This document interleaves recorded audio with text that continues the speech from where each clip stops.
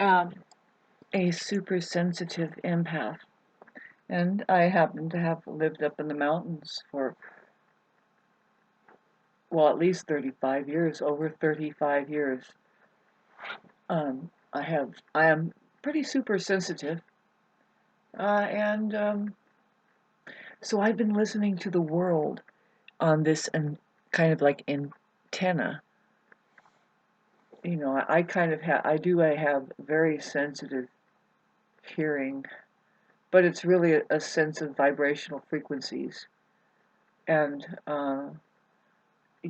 putting it all together, say the seasons, which the snows, the winter times will begin to give a contrast. And I mentioned it before, it's hard to explain this, but of course, in the last 3 years, it's noticeable the ratcheting up of not just um, the noise of civilization happening, but it's more like the noise of stupid shit going on. What I mean is just, it is an amount of noise that's of the world. Just kind of now, the statement saying living in intention has come up. See, do people live in intention? It's a kind of an in-depth thing to say because well, where does it ever happen? Well, we can start with now, you know. Uh, but whatever you're doing, what is it? Do you even look into and examine what exactly is taking place there? Anyway, people. Okay, so where I'm at here, like on this, it's like an eardrum, and I am definitely vibrating. I can feel it. Whatever I'm listening to, it's the world condensed here, and it's amplifying. And again, yet the forecast is, ladies and gentlemen, another year has arrived where there's a peak of shit. I tried to explain who I am about, say, this community, let alone who I really am, but having been living here for this long, and who my great grandparents and her parents are, having been here and who we are, the way the community was with even say, like, let's say the noise curfew, and see that hasn't been long ago that it was just it's being overridden by people. It's just one after another. This neighbor here, he insists on chopping wood, and it's like it's not so bad. I mean, I kind of laugh at it. It's like 6:30 in the morning, 7. See, we don't do that here. We just know we don't do that here until 9. We don't make a big racket with anything until 9 o'clock. That was just what we agreed upon here, and we kind of kept it away. And it's a sanctuary. The sound, the quiet that we have know that. But I'm telling you right now, it's official.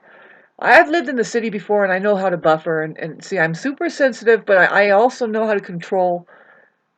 Right? It's a buffer, it's an insulation, it's your meditation of just minding your own business. It's like, of course, but we come up here for the silence and to really actually hear it. The silence. How that sometimes you can hear a pin drop. It was like that when a fire blew through, and I chose not to leave on this one, and a lot of people did, and oh my God, it was so quiet. Anyway, that very sacred time, I just hold so close to my heart, and I still, I get glimpses of, okay, so there's the silence, but it's officially this year, this town, it's almost like there's there's a suggestion for the truckers or traffic from the 10 freeway going to San Diego or something like that. They say, well, just go through here. They say the GPS just says, just go through here. It's just 45-minute drive or an hour. But it's really actually very dangerous if it's snowing or even just if you don't know the mountain roads. But they would suggest that, and point being, it's it's not sleeping, it's not getting quiet. You'll hear steaming fucking traffic going by at 2 in the morning, you know. And there's where I talk about now the snows will even give that an interval and silence a lot of the stuff that, okay, community wise, where most recently I've been listening to this dog. It'll bark at any hour of the morning. And we've never see I've been here up here 35 years and I'm the one to tell you. We've never had that happen up here. Nope. People will call. First of all, usually it's if it's in the wintertime, and it has been, it's cold. It's actually abuse. Unless you're doing Alaskan Husky breeding of dogs that can withstand below freezing temperatures, it's abuse to dogs. And they will start barking. There's a different kind of bark that I notice. It's like, oh my God, that one is cold. But see, I'm telling you, I mean, I'll wrap this conversation up, but see, I'm the one who could tell us. Who cares? If I could take a pill, shut up. I'm like, no. It's important for everybody to know we have because it's not just Idlewild here. This is an antenna telling you how the world is doing, and it has ratcheted up a notch in its. I would love to say it's just noise of the hustle and bustle and getting it together. No, this is madness, increasing people really not knowing how to relax, and they think they know what to do. It's just increase the flow, get up earlier, and it's like no, the Taurus call, the real shaker, the real shake and bake, man. That's the usual. If you haven't noticed, I mean, we can look that up and see when was it that Uranus went into Taurus. Was it right around about when they made that announcement, and everybody had to just slow down and think of how to handle not running around so much, and find out, live in intention. Find out what you're doing from one moment to the next. Where are you taking your money? Who are you working for? Why? Do they really take care of you? Does it, really? Everybody's living such a fragmented life. Meaningless, huh? Kind of, maybe? Sorry.